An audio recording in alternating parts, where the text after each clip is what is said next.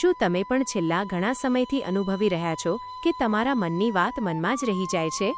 શું તમારા બનતા કામો છેલ્લી ઘડીએ અટકી રહ્યા છે? જો હા, તો સાવધાન થઈ જજો, કારણ કે આવનારા થોડા જ કલાકોમાં આકાશમાં એક એવી મોટી હલચલ થવાની છે જે તમારી બંધ કિસ્મતનું તાળું ખોલી નાખશે. કુંભ રાશિના જાતકો, તમારા જીવનમાં એક એવો ચમત્કાર થવા જઈ રહ્યો છે જેની તમે કલ્પના પણ નહીં કરી હોય.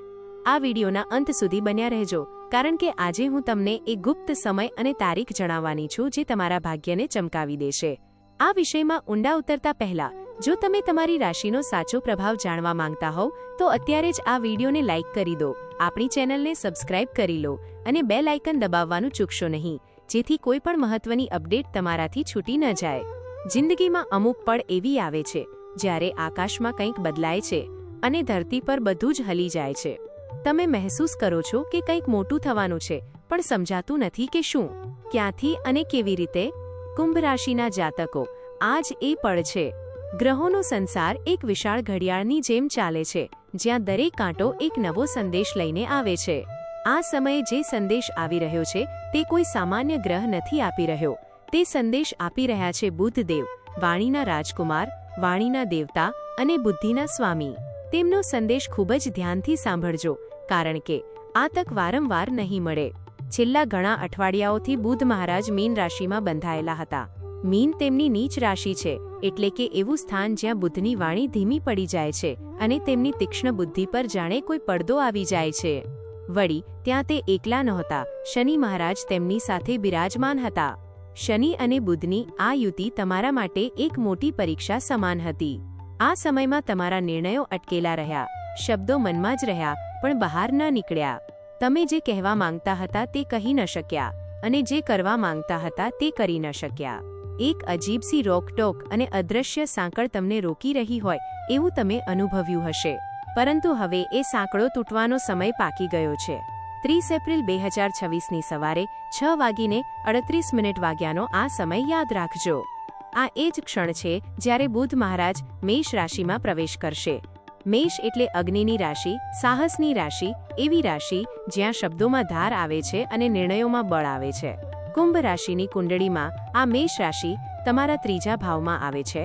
આ ત્રીજો ભાવ એટલે તમારી હિંમત, તમારી અવાજ અને તમારા પરાક્રમનું સ્થાન. બુધનું આ ગોચર તમારી અવાજની વાપસી છે, જે તમને સમાજમાં ફરીથી સ્થાપિત કરશે.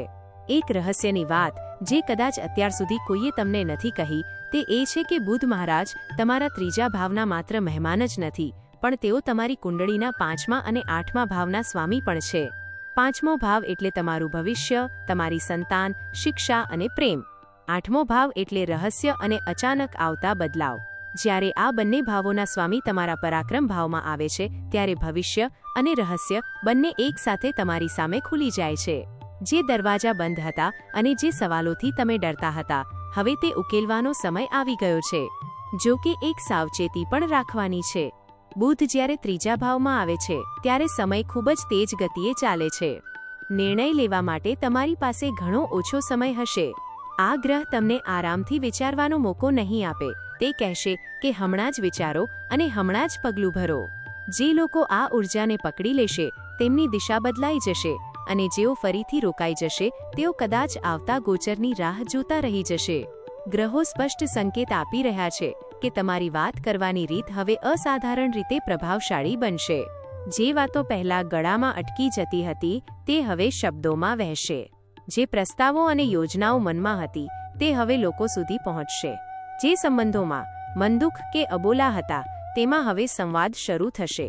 આ માત્ર બોલવાની શક્તિ નથી, પણ સાચું જોવાની શક્તિ પણ છે.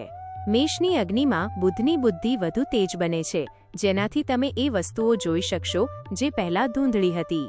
એક નવી સ્પષ્ટતા અને નવા સાહસ સાથે તમે તમારા જીવનના મોટા નિર્ણયો લઈ શકશો.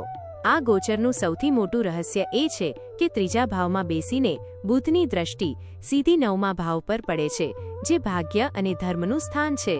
એનો અર્થ એ કે તમે આ સમયે જે પણ નવી શરૂઆત કરશો તેમાં નસીબનો પૂરેપૂરો સાથ મળશે. ભલે તે કોઈ ધાર્મિક યાત્રા હોય કે કોઈ નવો બિઝનેસ, તે તમને એક નવો દ્રષ્ટિકોણ અને નવી આશા આપશે. 5મા ભાવના સ્વામી તરીકે બુધ સંદેશ આપે છે કે જો તમે કોઈ નવા કામ કે નવા સંબંધની પાયો નાખવા માંગતા હોવ તો આનાથી ઉત્તમ સમય બીજો કોઈ નથી. એક નાનકડો ઉપાય જે તમારી આ ઉર્જાને વધુ મજબૂત બનાવશે. -આ ગોચર દરમિયાન તમારા નાના ભાઈ બહેન કે નજીકના કઝિનને કોઈ નાની ભેટ ચોક્કસ આપજો. ત્રીજો ભાવ તેમનો છે અને તમારી આ કૃતજ્ઞતા બુધ મહારાજને પ્રસન્ન કરશે. આ ઉપરાંત તમારા વિચારોને ડાયરીમાં લખવાનું શરૂ કરો.